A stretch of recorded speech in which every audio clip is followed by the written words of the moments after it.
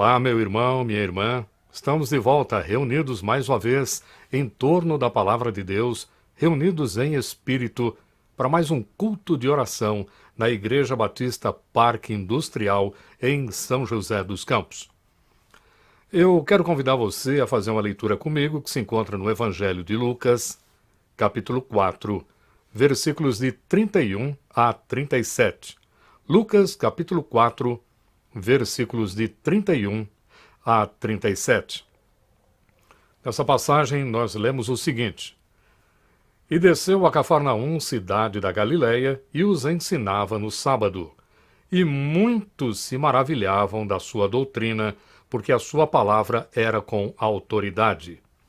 Achava-se na sinagoga um homem possesso de espírito de demônio imundo, e bradou em alta voz: Ah, que temos nós contigo, Jesus Nazareno! Vieste para perder-nos? Bem sei quem és, o Santo de Deus. Mas Jesus o repreendeu, dizendo: Cala-te e sai desse homem. O demônio, depois de o ter lançado por terra no meio de todos, saiu dele sem lhe fazer mal. Todos ficaram grandemente admirados e comentavam entre si, dizendo: Que palavra é esta?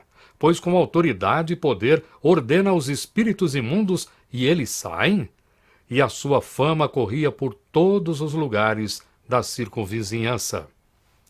Palavra de Deus, palavra santa, que Deus seja honrado, glorificado, bendito no meio do seu povo, na leitura, na interpretação e na proclamação da sua palavra. Amém.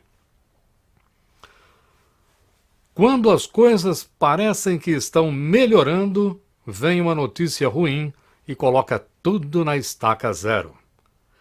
Esta é a palavra que temos ouvido frequentemente nesses tempos em que vivemos atualmente.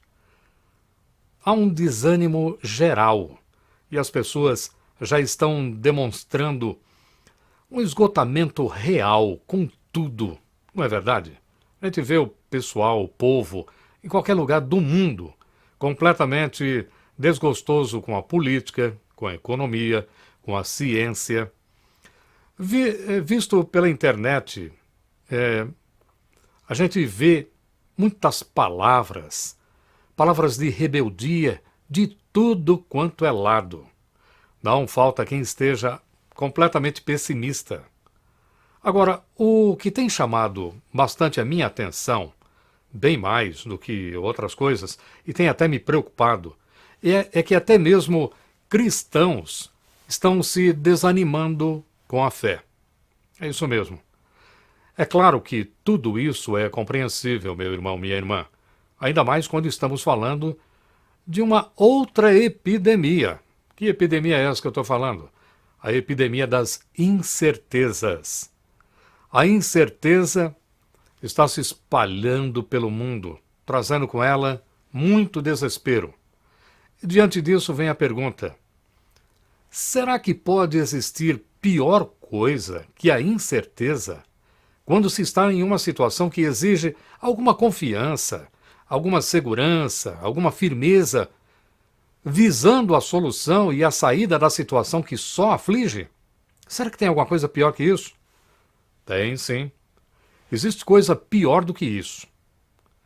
E a coisa pior é não confiar na bondade e misericórdia de Deus.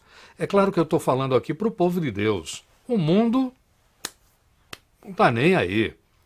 Para Deus, quanto mais para a sua bondade, sua misericórdia, sua fidelidade, não está nem aí. Então essa palavra é para o povo de Deus. E por que eu digo tudo isso? Porque quando nos desesperamos, irmãos, nós estamos dizendo, mesmo sem falar nada, que Deus não é bom e não se importa com a gente. Muitos olham para a humanidade e pensam que Deus fez o ser humano, mas depois ele foi embora. Tem gente até que acha que depois que os humanos caíram no pecado, Deus nos abandonou com raiva da gente. Aí, vocês foram pecar? Eu mandei vocês pecarem? Não mandei. Então agora vocês se virem aí. Tem gente que fala isso. Mas quem diz isso não poderia estar mais errado. Porque Deus não só não nos abandonou, como ainda se importa e muito com todos nós. E se importa, sabe, em que nível? No nível dos detalhes. Não, sei lá, como, por exemplo, os governantes. Os governantes, de um modo geral, eles só veem o quê? A paisagem. Só veem o geral. E nunca eles se preocupam com a nossa situação particular. Eles olham assim, ó, o povo está falando, aquela multidão está dizendo, mas não se importa com cada indivíduo ali. Deus não. Deus está envolvido com você, comigo, com todos nós individualmente e também no coletivo. Essa é a bênção. E a passagem deste nosso encontro fala destas verdades. Então vamos ao encontro destas verdades aqui nesse texto que acabamos de ler. O versículo 31, vou repetir para você. E desceu a Cafarnaum, cidade da Galileia, e os ensinava no sábado. Então o texto aqui começa dizendo que Jesus, ele desceu para Cafarnaum. Bom, desceu de onde? De Nazaré. Se você ler, e eu espero te incentivo a ler esse capítulo depois daqui do nosso culto, você vai gostar demais. É um capítulo maravilhoso. É o capítulo 4 aqui de Lucas. Jesus estava em Nazaré, a cidade onde ele cresceu e foi criado por seus pais. Mas em Nazaré, Jesus não foi bem recebido. Então ele foi para esta outra cidade, Cafarnaum, a cidade de Naum, que foi seu verdadeiro quartel-general durante o seu ministério ali na Galileia. Jesus ficou um tempo ali na Galileia. E Jesus sempre estava ali. Uma cidade com um importante comércio na parte norte lá de Israel. Aliás, Jesus era nortista. E então ele ficava ali o tempo todo, às margens daquele chamado Mar de Tiberíades, ou Mar da Galileia, ou então Lago Genezaré. São esses três nomes que são dados àquele lugar. Na verdade, não era um mar. Era um grande lago de água doce que favorecia muito aquela região economicamente. E como Lucas estava descrevendo para gentios esse lugar aqui, ou seja, o que é gentil? É pessoa que não é de Israel, que ainda não nasceu em Israel. Então por isso que ele diz que Cafarnaum era uma cidade da região conhecida como Galileia. Se ele estivesse escrevendo para judeu, ele jamais teria colocado esta rubrica aqui. Então ele coloca isso exatamente porque pessoas que eram de fora do povo de Israel estavam recebendo esses escritos aqui de Lucas. Então Jesus ele ficava ali e ensinava aos sábados, como era costume dele. Todo sábado, Jesus ia ali e ensinava. Então o versículo 32, vou ler também mais uma vez. E muitos se maravilhavam da sua doutrina, porque a sua palavra era com autoridade. Esse versículo 32 está nos dizendo que as pessoas ouviam Jesus e se maravilhavam da sua doutrina. Por quê? Porque a palavra de Jesus tinha autoridade. Naqueles dias, os pregadores, eles faziam duas coisas. Ou eles faziam leituras dos textos bíblicos, ou então eles citavam os mestres que eram intérpretes desses textos aqui. Não era todo mundo que interpretava, não.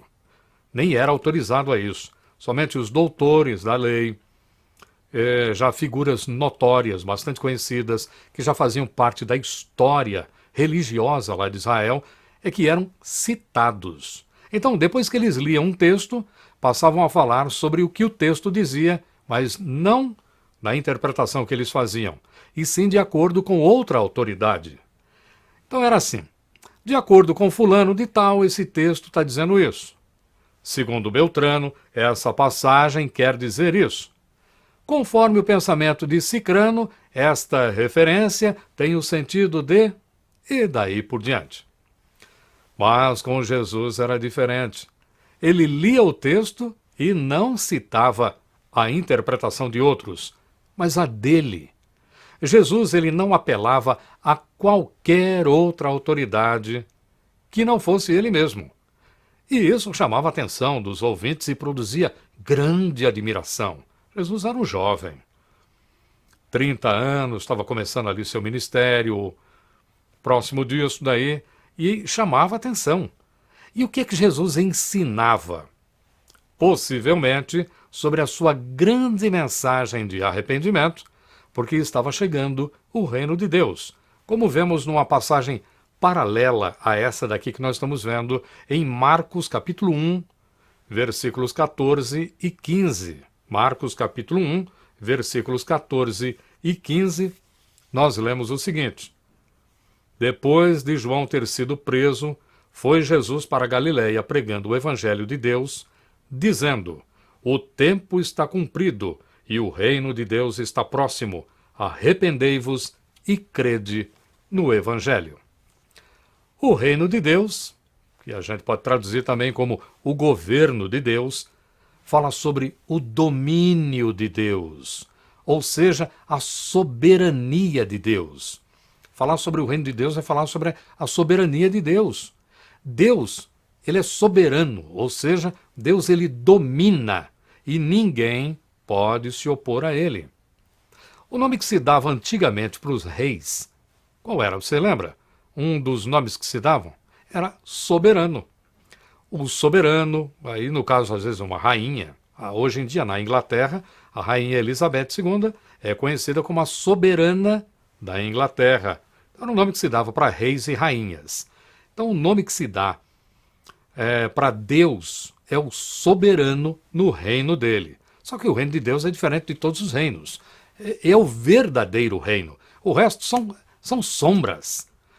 Então Deus, ele é o soberano, ele é o rei. Portanto, ele tem soberania, ele tem majestade, ele tem domínio, força, poder. Isso é o reino de Deus. Então o versículo 33, que eu vou ler agora aqui para você, diz o seguinte: Achava-se na sinagoga um homem possesso de espírito de demônio imundo e bradou em alta voz. Vou ler também o 34. Ah, que temos nós contigo, Jesus Nazareno? Vieste para perder-nos? Bem sei quem és, o Santo de Deus. Então o versículo 33, como lemos aqui, nos diz que naquela ocasião em que Jesus estava ensinando ali naquela sinagoga local, estava ali também um homem possuído por um espírito. Olha, naqueles dias, a cultura que dominava aquela parte do mundo, toda aquela parte ali, Europa, Ásia, era a cultura grega, a cultura grega que mandava em tudo. Então as pessoas seguiam a orientação daquela cultura grega. Só que para os gregos, alguém ser possuído por um demônio não era uma coisa ruim.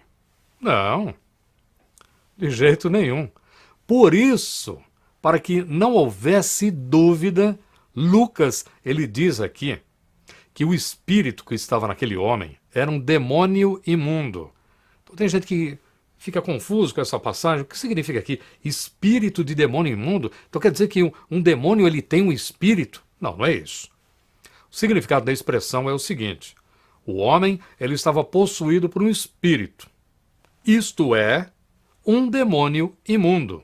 Então, demônio imundo, ele serve aqui como explicação do que significa a palavra espírito. Imundo é uma palavra que é bastante conhecida por nós nos nossos estudos bíblicos.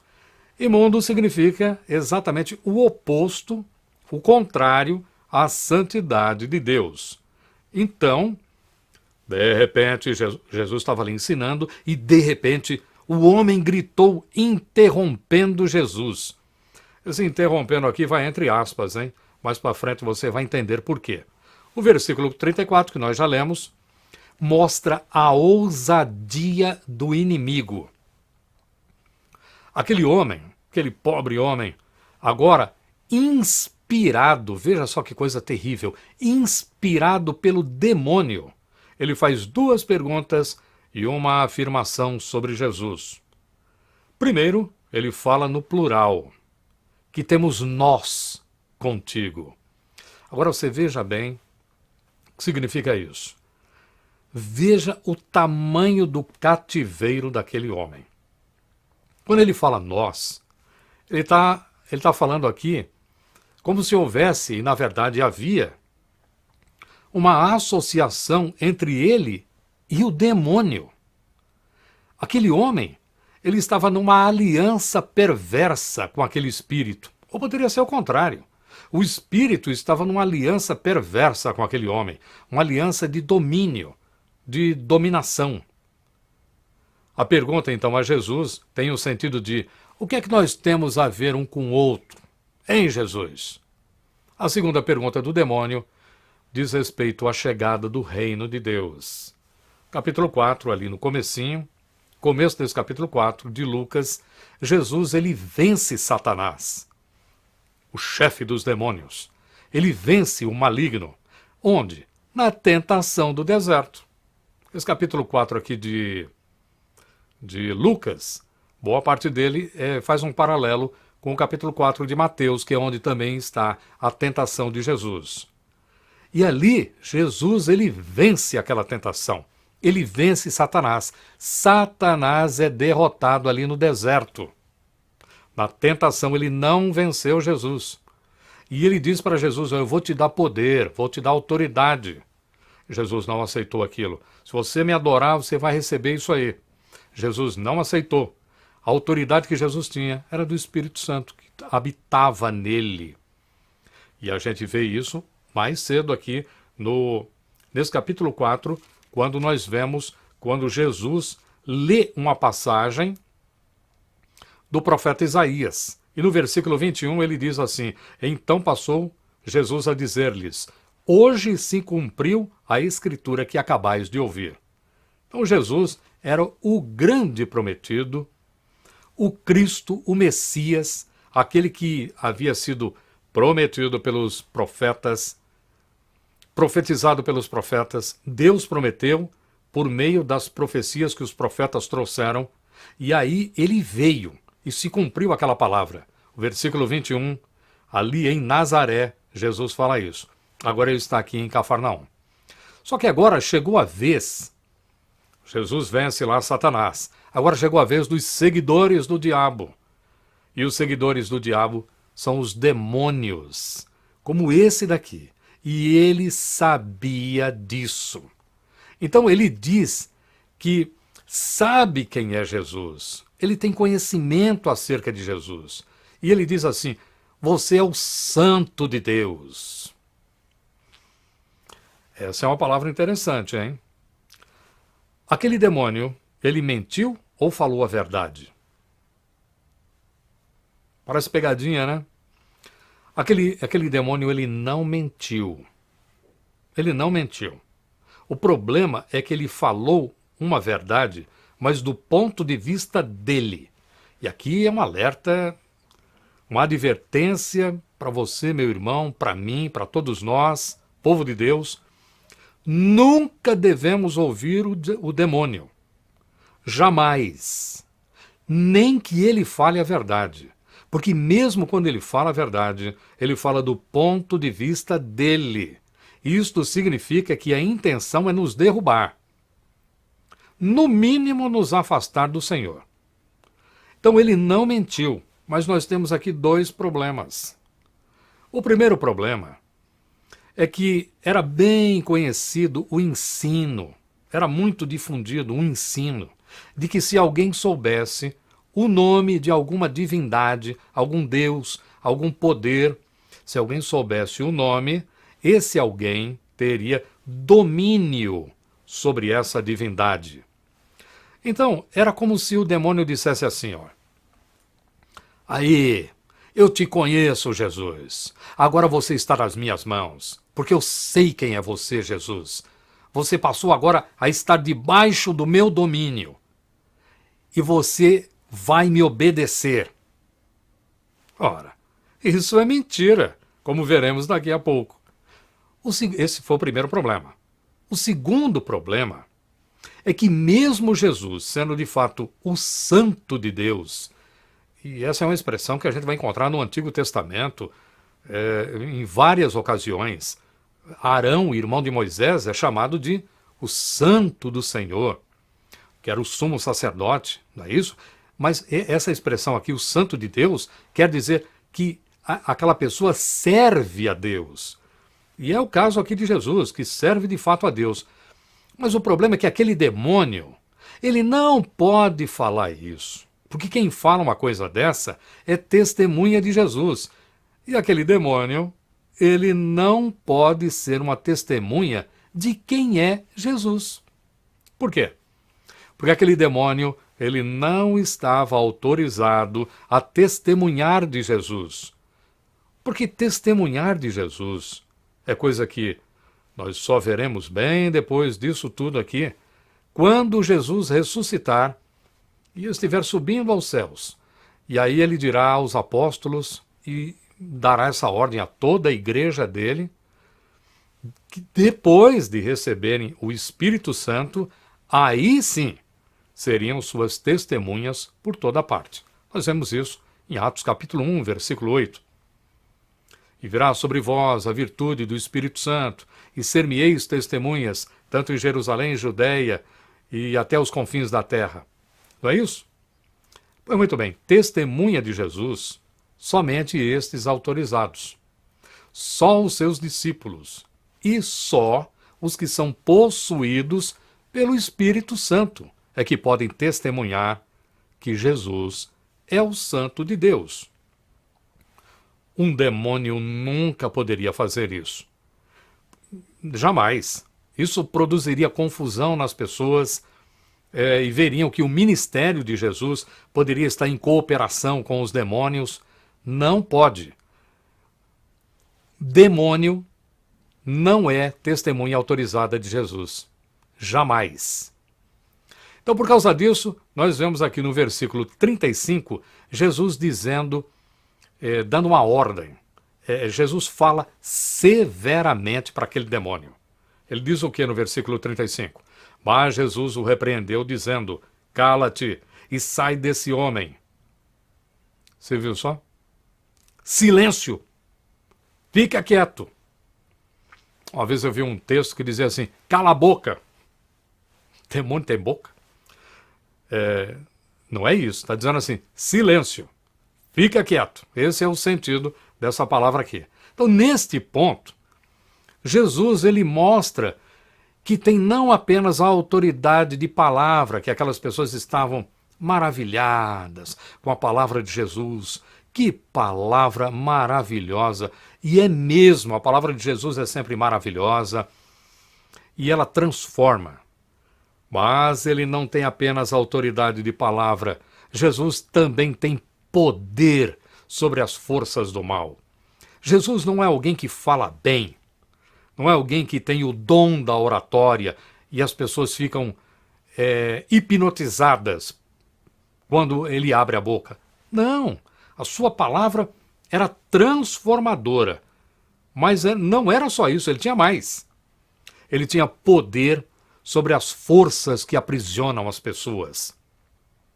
E existem forças nesse mundo que estão além do nosso controle. Aliás, estão além do nosso conhecimento. A gente não sabe como elas agem, onde elas estão, mas também não nos interessa. O importante é que Jesus sabe. E Jesus é que tem esse poder. Jesus tem controle total sobre o demônio. E essa passagem nos mostra isso aí. Porque além de mandar ele se calar, ele ainda ordenou que saísse do homem. Depois ele diz, cala-te e sai desse homem. O demônio, depois de o ter lançado por terra, no meio de todos, saiu dele sem lhe fazer mal. O demônio, você viu? O demônio até tenta alguma coisa. Ele tenta.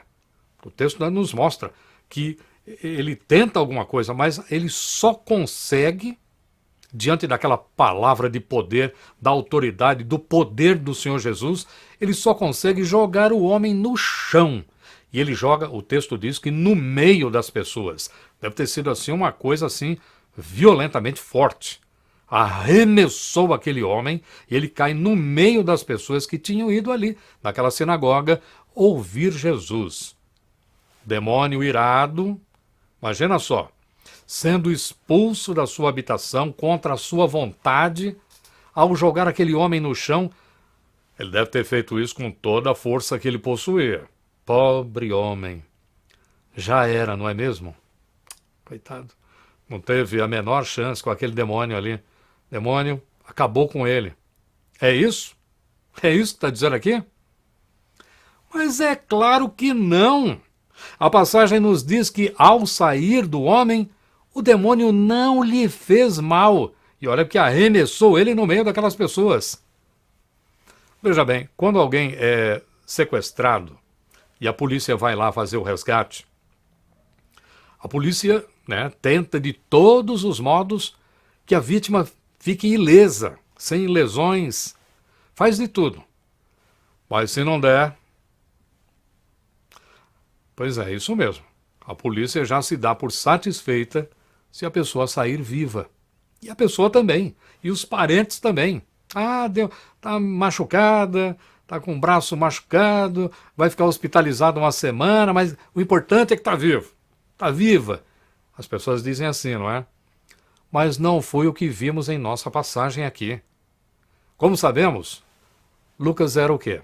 Qual era a profissão de Lucas? Você sabe? Lucas era médico. Lucas era um médico. E querer saber como ficou o homem depois daquela violência é coisa de médico, não é não? Agora, fazer com que o homem não sofresse mal depois daquela situação toda, isso é coisa de Jesus. Só ele, só Jesus, para se preocupar neste nível de detalhe. Os versículos 36 e 37 dizem o seguinte: todos ficaram grandemente admirados e comentavam entre si, dizendo: que palavra é esta? Pois com autoridade e poder ordena aos espíritos imundos e eles saem. E a sua fama corria por todos os lugares da circunvizinhança. O texto está nos dizendo que todos ficaram muito admirados, que pode ser espantados. É isso mesmo. Espantados com o quê? Na verdade, poderia ser traduzido até e ficaram com medo de tudo que viram. E eles, meus irmãos, eles não estavam assim, espantados e até com medo. Eles não estavam assim por causa do demônio. Não foi por causa disso, não. Não foi. Tem gente no nosso meio que diz assim: ah, eu tenho medo do demônio. Você tem medo do demônio? Você tem medo do demônio, você tem medo da coisa errada. Esses aqui ficaram com medo, foi por causa de Jesus. Porque a presença de Jesus é sempre assim, ela causa um tipo de medo. Essa admiração foi exatamente isso aí. Por causa da palavra e do poder de Jesus. Ó, palavra e poder, não foi só palavra e nem só poder. Palavra e poder. E quem presencia uma libertação assim, não consegue também ficar quieto. Não fica quietinho. Quem tinha que ficar quieto lá era o demônio. Agora, quem viu aquilo não consegue ficar quieto. Porque o texto diz que eles estavam comentando entre si tudo aquilo que eles ouviram e viram de Jesus. E saíram dali e foram alimentar ainda mais a fama de Jesus, como está ali no versículo 37. Que texto, hein? Que história maravilhosa. Isso é que é final feliz de verdade.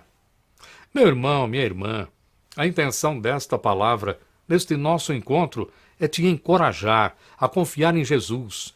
Não interessa a situação. Jesus, ele está atento, sabe de todas as coisas, e ele não está lá, parado no céu, junto do Pai Eterno, distante de nós, sem se importar com o que nos acontece. Não, ele não criou isso aqui e foi embora. Ele não está com raiva da gente porque a gente pecou e também nos abandonou. Isso é mentira do enganador. E a gente não pode ouvir o demônio. Não podemos escutar o demônio. Nem quando ele fala a verdade, quanto mais uma mentira. E essa passagem nos mostra exatamente que o Senhor não nos abandonou. Onde? Bom, veja a situação daquele homem. Quem olhasse para aquele homem veria mais um religioso indo ao local de reunião de culto para ouvir a mensagem. Não é isso? Ele estava ali no meio daquelas outras pessoas. Nós não sabemos o que aconteceu com aquele homem para estar debaixo de tamanha escravidão espiritual. Não nos fala nada disso. A intenção aqui é falar de Jesus. não daquele homem nem do pecado dele. Agora veja que o homem estava tão dominado que ele falava no plural e no singular. Nós, de repente, ele começa a falar eu. Só que quando ele dizia nós, era junto com o demônio. E quando ele dizia eu, não era ele que estava falando, era o demônio quem falava. Então, esse homem não era livre de jeito nenhum. Era um escravo do diabo. Estava ali o demônio aprisionando ele. O que aquele homem, depois de estar debaixo de tal dominação, poderia fazer para se livrar, meu irmão? O que alguém poderia fazer para se livrar disso aqui? O quê? Que obra alguém pode fazer para se livrar de um demônio? Nada. Mas então quem entra em cena é Jesus, o Senhor Jesus, aquele que tem domínio sobre todas as coisas, aquele que é o Criador de tudo, tudo que existe, aquele que sustenta todas as coisas pelo poder da sua palavra. Sim, Jesus estava ali. Coincidência? Ora, este Jesus libertou aquele homem. E quem era aquele homem? Nós não fazemos a menor ideia. O Novo Testamento não diz. Aquele homem é mais um anônimo desses que aparecem na Bíblia. Mais alguém sem importância social. Mais um para esse mundo aqui cheio de incertezas e sem acolhimento. O mundo não está nem aí com a pessoa que é mais um. Claro que não. Mas Jesus estava ali. E quando o demônio se manifestou, exigindo que o Senhor se calasse, ele é que foi dominado e expulso. Vocês viram só isso? Se aquele homem que não tinha aliança com Jesus, na verdade estava debaixo de um domínio demoníaco, aquele homem foi liberto pelo Senhor. Que dirá você, meu irmão, minha irmã, que é da Igreja de Jesus, que é noiva do Senhor, que ele virá buscar para ficar contigo para a eternidade? Como nós podemos pensar que Jesus, o misericordioso, aquele que veio para acabar com as obras do mal, poderia nos jogar nas garras dos demônios? Como é que a gente pode pensar uma coisa dessa? Não, nós não fomos abandonados de modo algum. Nunca acredite nisso e eu quero bater nesta tecla. Eu quero enfatizar isso e quanto mais eu falar ainda será pouco. Jesus está envolvido com cada um de nós. É Ele quem cuida para as forças das trevas não nos fazerem nenhum mal. Porque se não fosse Jesus, nós seríamos despedaçados. E se o inimigo, veja bem, se o inimigo vier na nossa direção, ele só vai chegar até onde o Senhor quiser, e nem mais 1 milímetro. Porque Jesus, ele é soberano, ele é Senhor, ele tem domínio sobre todos, e não há poder que possa investir contra ele, e nem contra os seus. Então, por que desanimar? Por que decidir acreditar no mal? Isso é uma decisão, isso é uma atitude. Decidir acreditar no mal, em vez de confiar que Jesus sabe o que faz? Não.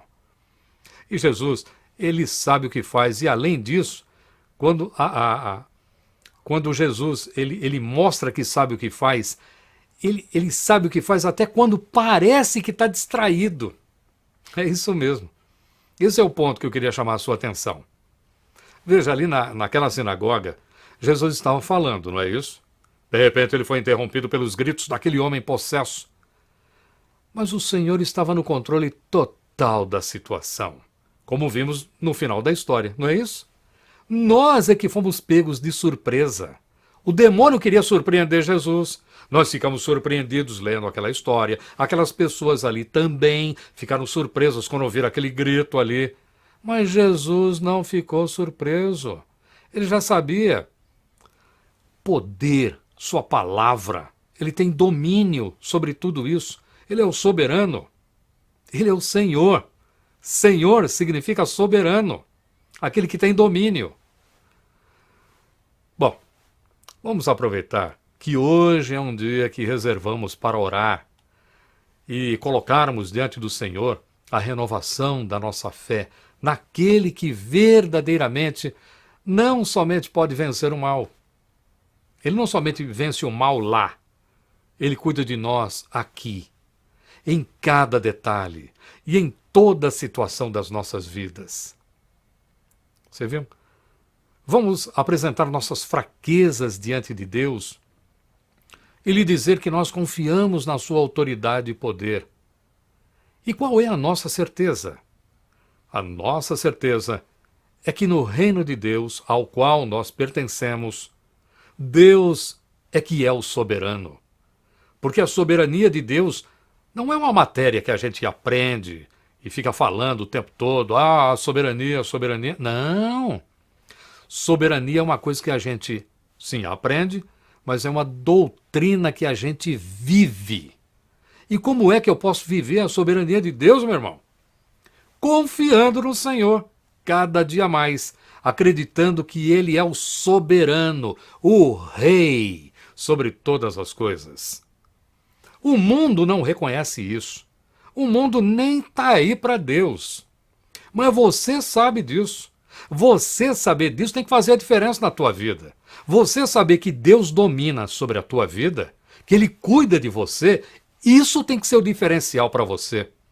Não interessa o mundo. Se o mundo não reconhece Deus como soberano, não reconhece o domínio de Deus, o reino de Deus, o problema é do mundo. Deus vai tratar com o mundo. Agora nós que somos o povo de Deus, que estamos debaixo do domínio do Senhor e que sabemos que o Senhor domina sobre todas as coisas, só não é ainda reconhecido pelo resto do mundo, nós temos o dever de fé, o dever de confiança de dizermos, Senhor, Tu és o nosso Senhor, nós confiamos em Ti, o Senhor é soberano sobre todas as coisas.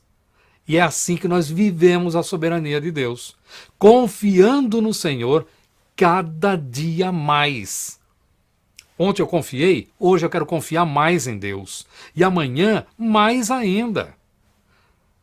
Sem dúvida, isso aí vai fortalecer você, meu irmão e minha irmã, na caminhada por esses dias de incerteza aqui no mundo.